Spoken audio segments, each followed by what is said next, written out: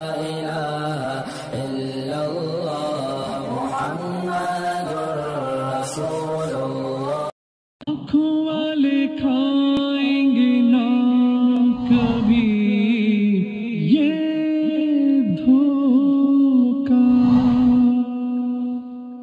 آپ جیسا کوئی۔ تو ہمارے سارے پکوڑے والوں کو شوق چڑھا ہوا، رمضان آئے پکوڑے وکن گے، سموسے والے آندے پہ رمضان آوے سموسے وکن گے، جتیاں والے آندے پہ عید آوے جتیاں وکن گیاں۔ وہ کسی کو یہ شوق ہی نہیں کہ بخشش ہوگی، اللہ راضی ہوگا، جنت ملے گی، اللہ کی محبت میں بھوک لگے گی، اللہ کے عشق میں پیاس لگے گی۔ وہ بھوک اور پیاس کی جو تڑپ اور کسک ہے، پھر ہم ہاتھ اٹھا کے اللہ سے مانگیں گے، ہم کہیں گے یا اللہ، تو عرش کے دروازوں تک میری پکار جائے گی، ساتوں آسمان میری پکار سے گونج اٹھیں گے۔ مجھے یقین ہے کہ میرا اللہ کہتا ہے، میرا نبی فرماتے ہیں کہ اللہ رمضان میں سارے آسمان کے فرشتوں سے فرماتا ہے روزے رکھنے والوں کی دعا پر آمین کہو۔ عرش کے فرشتوں سے اللہ فرماتا ہے میری تسبیح چھوڑ دو، رمضان کے روزے رکھنے والوں کی دعا پر آمین کہو، آمین کہو۔ عرش فرش میں گونج اٹھتی ہیں میری دعائیں، میری صدائیں، میرے نوحے، میرے گریے ہلا دیتے ہیں۔ اگر بھوک پیاس میں مزے آ رہے ہوں کہ واہ یا اللہ تو نے کہا تھا نا، دیکھ ہم میں بھوک سے بیٹھا ہوں۔ اس لیے افطار کے وقت دعا کیوں قبول ہے؟ افطار کے وقت کھانا سامنے ہے، پانی سامنے ہے، اور آواز کان لگے ہوئے ہیں سائرن کی آواز پر، تو اللہ کہتا ہے یہ فرشتہ، یہ میرے بندے، کھانا بھی سامنے ہے، پانی بھی سامنے، یہ کیوں نہیں کھا رہے، یہ کیوں نہیں پی رہے؟ بولو کہ یا اللہ تیری محبت، میری محبت، چلو تم گواہ رہو، میں نے معاف کی، چل میرا بندہ مانگ، کھانے سے پہلے مانگ۔ وہ وقت مانگنے کا ہوتا ہے، پکوڑے کھانے کا نہیں ہوتا، سموسے دھکن کا نہیں ہوتا۔ سموسے، پکوڑے، کچوریاں، 7 اپ، جام شیری، روح افزا، 500 چیزاں تو اندر پا لیندے ہو، سارے روزے دی تباہی پھیر کے رکھ دیتے۔ ایک مہینے کے لیے اوورالنگ ہے، ٹیوننگ ہے، ٹیوننگ، تھوڑا کھاؤ، تھوڑا کھاؤ، تھوڑا کھاؤ، ٹھنڈے شربت مت پیو، ٹھنڈے شربت مت پیو افطاری کے وقت، بعد میں پینا تو پی لو، این افطاری کے وقت اپنے اوپر ظلم مت کرو۔ سارے دن کا انجن گرم ہے، ایک دم اس کے اوپر برف پھینکتے ہو، تھوڑی دیر صبر کر کے سادہ پانی پی لو، نماز پڑھ لو، پی لو، جام شیری پیو، 7 اپ پیو، جو مرضی پیو، ٹھنڈا پیو، گرم پیو، جو مرضی پیو، لیکن این روزے کے وقت بچو تلی ہوئی چیزوں سے، کراری چیزوں سے، مسالے دار چیزوں سے، ثقیل چیزوں سے بچو، ہلکا پھلکا رکھو پیٹ کو، ہلکا پھلکا، تاکہ روزے کا مقصد حاصل ہو کہ جسم پاک ہو، غلاظتوں سے، گندگیوں سے پاک ہو، صاف ہو۔ ہاں، اور اپنے دل کو بھی صاف۔ رمضان میں سب کی بخشش ہو جاتی، سب کی، 4 نہیں بخشے جاتے، 4 آدمی نہیں بخشے جاتے، 4 قسم کے مرد عورت، سب کی بخشش ہو جاتی، سب کی، 4۔ اللہ تعالی ہماری حفاظت فرما لے۔ کسی بھائی میں یہ عیب ہے، ابھی سن کے توبہ کر لینا، شراب پینے والا، مستقل شراب پینے والا، رمضان میں بخشش نہیں، ماں باپ کا نافرمان، ماں باپ کا نافرمان، بخشش نہیں۔ ماں باپ کا نافرمان کے لیے تو میرے نبی نے کہا کہ اللہ ہر گناہ کی سزا موت کے بعد دے گا، ماں باپ کے نافرمان کو یہیں سے شروع کرے گا اور آگے تک لے کے جائے گا، یہاں بھی سزا دے گا اور آگے بھی سزا دے گا۔ صرف ایک گناہ دنیا میں ایسا ہے، کفر شرک کی سزا بھی موت کے بعد، زنا شراب جوے کی سزا سود کی موت کے بعد ہے۔ ایک گناہ ماں باپ کی دل آزاری، دل دکھانا، اللہ یہاں سے یہ سزا شروع کرتا ہے اور آخر تک پہ چلاتا ہے اس کو۔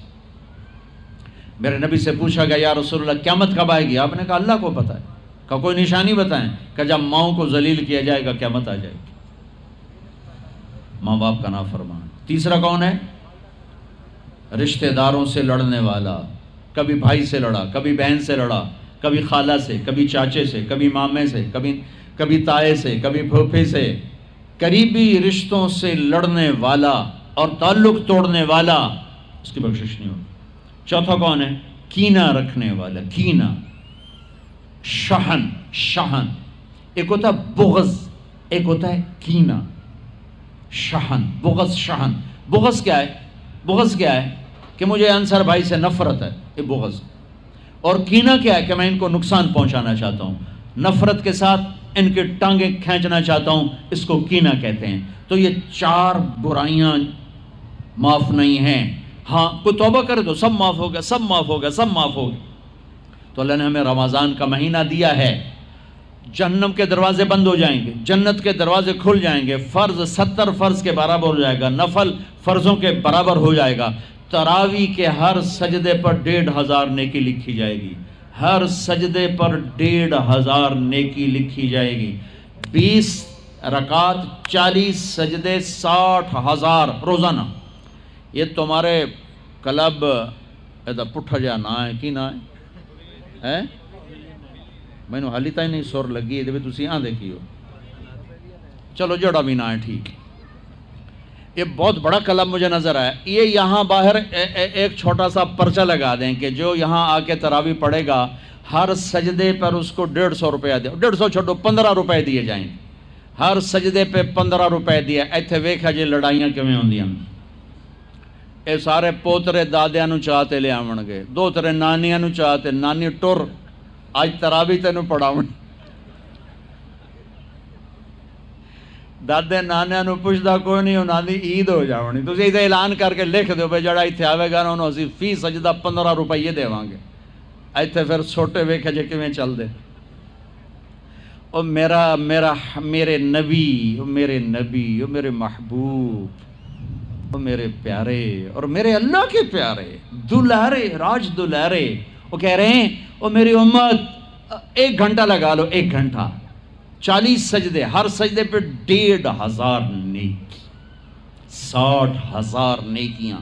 اور ہر سجدے پر جنت میں ایک سرخ یاقوت کا محل، اور ہر سجدے پر جنت میں ایک درخت جس کے نیچے 100 سال گھوڑا دوڑ سکتا ہے.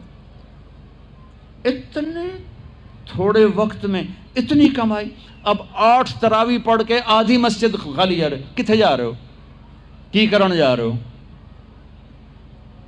کوئی کام نہیں. 8 پڑھ کے جوتا اٹھا کے جا رہے ہیں. اے بھائی پڑھ دو، سال کے بعد آیا ہے موقع اللہ سے لینے کا. اور ہر سجدے پر یہ کچھ اللہ دے رہا ہے.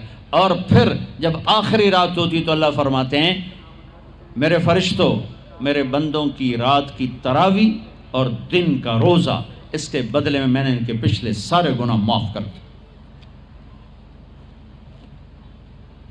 اور آسمان پہ ایک فرشتہ اعلان کرتا ہے یا باغ الخیر ابشر و اقبل، اے بھلائی کے چاہنے والے آگے بڑھ خوشخبری ہو، اور اے برائی کے کرنے والے بس کر اور واپس ہو. اور اللہ کا عرش مستقل پہلے آسمان پہ آ جاتا ہے. عرفات کے دن صرف عرفہ کے دن پہلے آسمان پر، لیکن رمضان میں پورا رمضان عرش پہلے آسمان پر. اور میرے اللہ کا اعلان ہے کوئی بخشش چاہنے والا، ہے کوئی توبہ کرنے والا، ہے کوئی رزق لینے والا، ہے کوئی سوال کرنے والا، ہے کوئی دنیا اور آخرت کی حاجت لینے والا، ہے کوئی مانگنے والا. ہر وقت اللہ کی طرف سے اعلان ہوتا ہے. اس مہینے کو بناؤ، دنیا کماؤ، حلال کمانا. کوئی میں تو ویسے مذاقن کہہ رہا ہوں، ہر ایک دنیا کمانا کوئی منع تھوڑا ہی، حلال کمانا کوئی منع تھوڑا ہی ہے. لیکن ایسی کمائی میں نہ لگو کہ روزے پہ زد پڑے، تراویح پہ زد پڑے، تلاوت پہ زد پڑے. میرے نبی پاک صلی اللہ تعالی علیہ وسلم رمضان میں قرآن کی تلاوت بڑھا دیتے تھے. قرآن رمضان کا سب سے بڑا وظیفہ، جی کوئی وظیفہ دسو، کوئی وظیفہ دسو. لوگ پوچھتے ہیں جی رمضان کا کوئی خاص وظیفہ بتا رہا ہوں. رمضان کا خاص وظیفہ قرآن کی تلاوت. رمضان کا خاص وظیفہ قرآن کی تلاوت، قرآن کی تلاوت، قرآن کی تلاوت. جتنا پڑھ سکتے ہو پڑھتے جاؤ، پڑھتے جاؤ، پڑھتے جاؤ، پڑھتے جاؤ. میرا ایک ساتھی ہے مولوی ثناء اللہ، وہ ایک دن میں پورا قرآن ختم کرتا ہے. ایک دن میں پورا قرآن، ایک دن میں پورا قرآن. پورے رمضان میں 30 قرآن ختم کر دیتے. سوائے اس کے بیمار ہو جائے تو کوئی بیمار ہو جائے تو 10 پارے، ورنہ پورا قرآن. رمضان قرآن، پورا قرآن. تو چلو ہم پورا قرآن نہیں پڑھتے، کچھ تو پڑھو. سارے سال نہیں پڑھا، کچھ تو پڑھو. رمضان کا وظیفہ قرآن کی تلاوت. رمضان کی تسبیح، قرآن کی تلاوت، رمضان کی خدمت، روزے افطار کرواؤ، سحری کھلاؤ، افطاری کراؤ، غریبوں کو مدد کرو، زکوٰۃ دو، اپنے مزدوروں سے کام تھوڑا لو، گھر کے نوکروں سے کام تھوڑا لو۔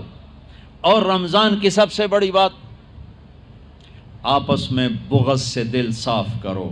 لڑے ہوئے ہو، رمضان آنے سے پہلے جیسے لوگ حج پر جانے سے پہلے نہیں فون کرتے ہیں، صلح کرتے ہیں، اتنا ہی ضروری ہے رمضان سے پہلے میں دل صاف کر لوں، میں معاف کر دوں، میں معافی مانگ لوں، زیادتی کی ہے تو معافی مانگ لوں، کوئی معافی مانگنے آیا تو معاف کر دوں، میرا دل صاف ہو، کسی سے بغض نہ ہو، کسی سے کینہ نہ ہو، کسی کا حسد نہ ہو، کسی سے رنجش نہ ہو، دل صاف کرو۔ صاف دل اللہ کا عرش بن جاتا ہے، اللہ کا عرش بن جاتا ہے، اللہ کا عرش بن جاتا ہے۔